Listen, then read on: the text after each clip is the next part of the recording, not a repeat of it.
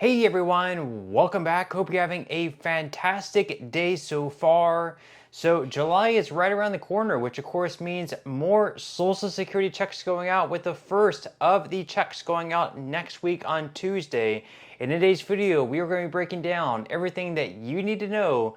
But before we go ahead and dive into for today, if you would like to save up to $1,100 on your Medicare plan, then you might want to consider giving Chapter a call today with that number up there on the screen. You see, whenever my parents first became eligible for Medicare, they had a lot of questions and confusion around it. Like, for example, would they be able to continue going to their primary doctor that they've been seeing pretty much their entire lives? Would they have to switch to a whole other doctor, someone they have never seen or really built any type of relationship with? They had a lot of questions that would have been a lot easier if they had just given Chapter a call back then. So what you had to lose, give Chapter a call today. The call is completely free with that number up on the screen, which once again is 612-895-2101. That's 612-895-2101. And again, the average person who switches to Chapter for their Medicare plan saves on average $1,100. Once again, what do you have to lose? Give Chapter a call today. And thank you once again to Chapter for sponsoring today's video. Okay, so we're going to go ahead and dive into it for today. So once again, July is right around the corner, which of course means more Social Security checks going out, with the max being $5,108 and the average being right around $2,000 for Social Security beneficiaries.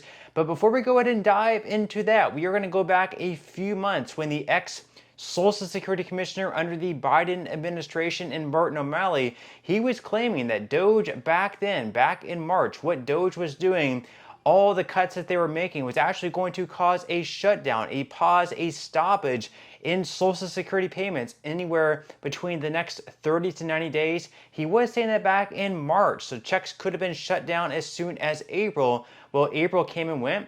April checks went out on time.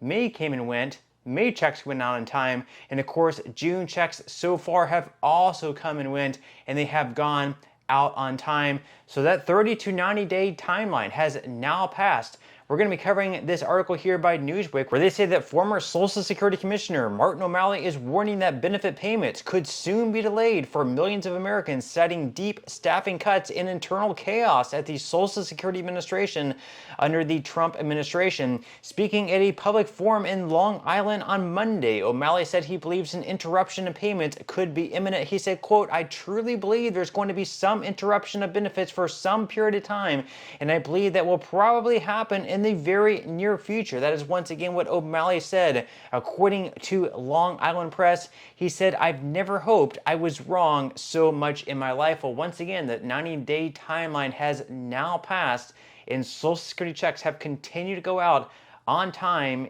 in their right amount. So it looks like at this point, O'Malley, I'm not sure if he really actually believed that payments would be delayed, but thankfully he was wrong with that. Now they go on here to say that O'Malley, who led the SSA from 2023 to 2024 under former President Joe Biden, has consistently warned that cuts proposed and implemented by Doge could jeopardize the delivery of Social Security benefits. He said, quote, "Ultimately, you're going to see the system collapse and an interruption of benefits." That is once again what O'Malley told CNBC. He said, "I believe you will see that within the next 30 to 90 days. Once again, that 30 to 90 day timeline has come.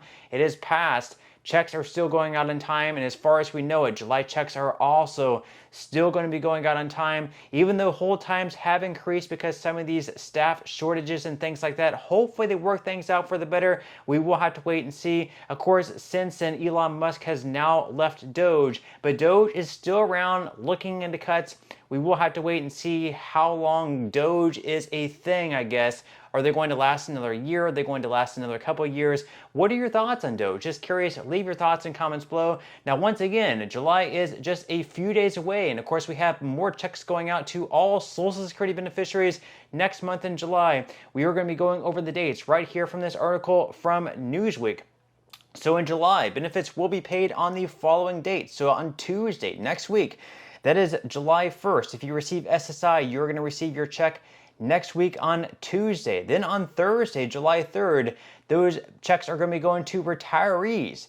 for who have been collecting checks since before May of 1997. Also, retirees who also collect SSI benefits. So if you receive SSI and Social Security, or if you started receiving Social Security benefits before May of 1997, you can look out for your check next Thursday on July 3rd.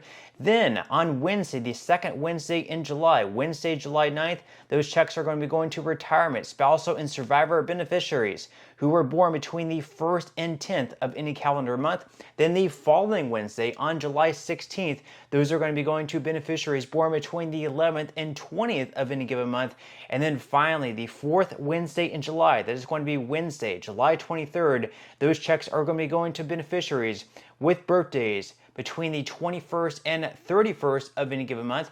Now, as far as how much the average benefit is so far this year in 2025, they say that the average retired worker benefit in May 2025 was $2,002.39 according to the SSA, the first time it has breached the $2,000 mark. And then SSI payments in May averaged $718.30 for its 7.4 million recipients. Now, as far also in 2025, retiring at the full retirement age of 67 allows for a maximum monthly benefit of $4,018. Claiming benefits early at age 62 reduces that max all the way down to $2,831, while delaying retirement until the age of 70 can actually increase your max all the way up to $5,108. And of course, we also have some upcoming Social Security changes that are going to be implemented within the next few months. So the first change that is going to be implemented is that nearly 500,000 beneficiaries still actually receive their benefits by paper check, but this is subject to change in the coming months.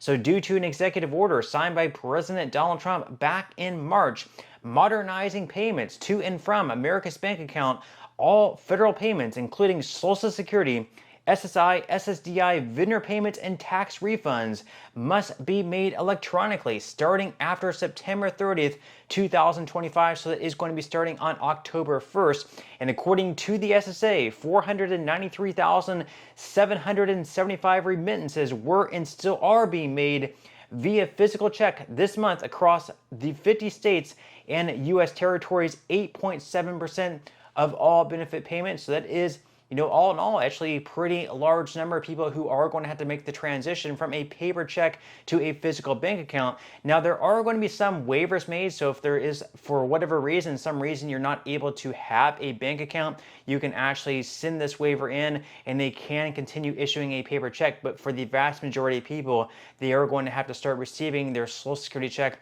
via a bank account. So we'll have to wait and see how everything unfolds there. Also, we had another update last month on the 2026 cost of living adjustment. Now, this official number will not be released until at some point in the middle of October, whenever we have the inflation numbers in from the month of September for the CPIW to be able to compare to the third quarter numbers of last year in 2024. And according to the Senior Citizens League, it actually went up to 2.5%. So earlier on this year, it was at 2.1%. That was the projection for the cost of living adjustment for 2026. Since then, it has slowly risen all the way up to 2.5%. So with a 2.5% cost of living adjustment on average, that is going to work out to an increase of right around $50 per month or $600 per year. So we will have to wait and see what the official number is. It could even go higher than 2.5%. 2.5%, of course, is what the number was for this year for the cost of living adjustment. So we are actually expecting that number to continue to go down as inflation continues to go down. But we'll have to wait and see what that official number is. We'll definitely give updates on this channel in the coming months. So leave your thoughts and comments below once again about everything that we spoke about in today's video. Would definitely love to read your comments, but that's all we have for today's video, and I will see you in the next one.